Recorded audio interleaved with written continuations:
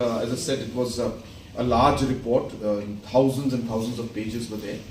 And as I mentioned earlier to you, that being a very important report, every word is important in it. So it's not possible for us to just give a gist of things. One has to go through every page, every word, every comma. Full stop can make a difference in the meaning of the report.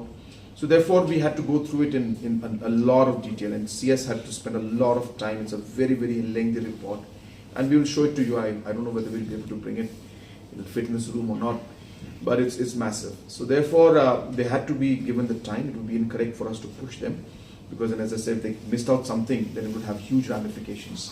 It would be incorrect for us to do that. So we had to give them the time, but they have now done it and they're ready. So we're having a cabinet tomorrow morning. So most likely we will be able to discuss this in the cabinet. If not tomorrow, then the next cabinet will be able to discuss it. So within maybe a week or 10 days time, we'll be able to announce by when we'll be doing. And assembly session also will be starting very soon. So it will be assembly session also. I'm sure by then we'll be able to present everything directly in the assembly also. So we'll take a call, I mean nothing, but we're ready now.